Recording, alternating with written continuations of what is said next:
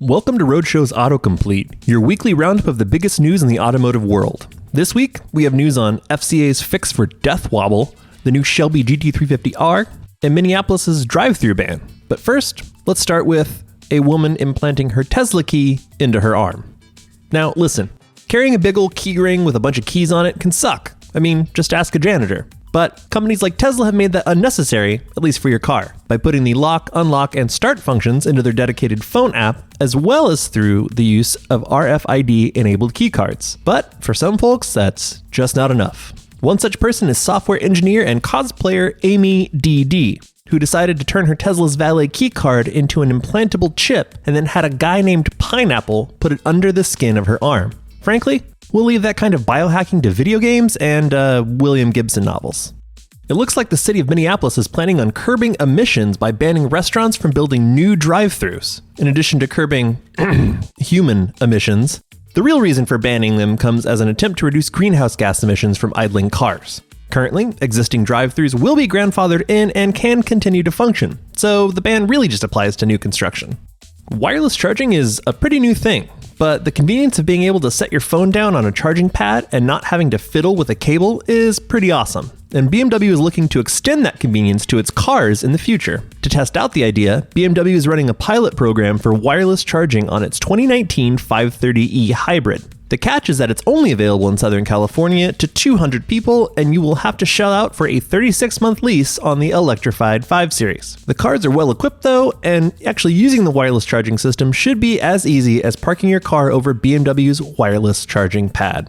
You know what car would rank really high on the list of cars that definitely don't need a price hike? Yeah, the Nissan Maxima. We weren't really fans of the model when we were last in it, and Nissan is having a tough enough time moving vehicles as it is, but according to their announcement, the company is bumping the price slightly so that it can add more standard safety equipment for the 2020 model year. Other than that, the long-lived four-door sports car, that's finger quotes you're not hearing there, isn't getting any major refreshes, so, there's that to consider too. When it comes to out-and-out performance cred, the Ford Shelby GT350R is no slouch. I mean, it comes with carbon fiber wheels and a 500 plus horsepower flat plane crank equipped naturally aspirated V8. It's the business. That doesn't mean it can't benefit from a few upgrades though, and that's exactly what it's getting for 2020. See, Ford is going to trickle some suspension goodies down from the yet-to-be-released 700 plus horsepower GT500. The 350R is getting new front suspension geometry, new steering knuckles, and a brand new steering rack for added sharpness. Get stoked, because this thing is gonna rip. Acura has been teasing its Type S concept for a little while, and we've been pretty into it. But now the company has decided to share images of it in its entirety, and hot damn, it's a good-looking car. The best part is that Acura's concepts tend to be relatively close to production vehicles, so the Type S is likely a fairly faithful representation of what the next generation TSX will look like, and that's awesome. We also expect that it'll have a version of the NSX's turbocharged V6 in it, sans the hybrid system of course, so that's something to look forward to. Car geeks like us tend to put Toyota, as it was in the 90s, on a bit of a pedestal. And that's especially true of the brand's legendary 2JZ engine that powered the Mark IV Supra. Now that we have a new Supra, people are curious if its BMW-derived B58 inline-six can hold a candle to the boost-friendly and heinously stout 2J. Racing legend Steph Papadakis was curious too, so he took an engine out of a brand new Supra, pulled it to bits in anticipation of making a 1,000 horsepower fire-breathing monster. What did he find out? Well, you'll just have to watch and see. Do you want a cool, rugged-looking truck but have no real need for the added cost and complexity of four-wheel drive? Well, then Ford has the perfect truck for you.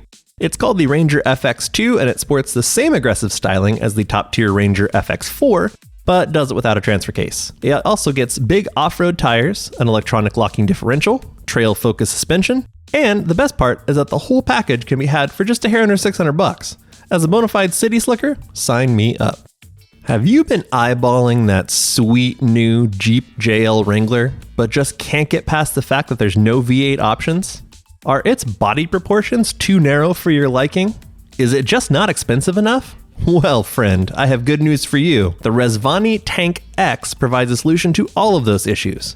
It's packing a 1,000 horsepower Dodge Demon engine in place of the Wrangler's standard V6. It's got a new bulgy military-inspired body, and it costs an entire boatload of greenbacks when optioned out as seen here. Thankfully, somebody finally built something for the buyer who thought that the Mercedes G550 4x4 squared was just too damned sane. Death wobble is a pretty intimidating sounding term, and to be honest, the experience isn't any less terrifying.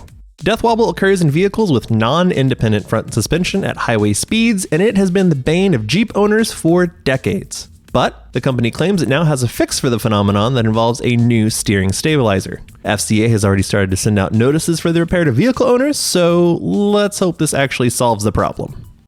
Apple CarPlay has been a boon to drivers who don't feel like dealing with their vehicle's less than ideal manufacturer-created infotainment system interfaces. It takes the things you know and love about your iPhone, clean design, ease of use, Australian lady Siri, and ports it to your car with almost no hassle. It's been a while since CarPlay got a big update though, and that's coming this fall with iOS 13.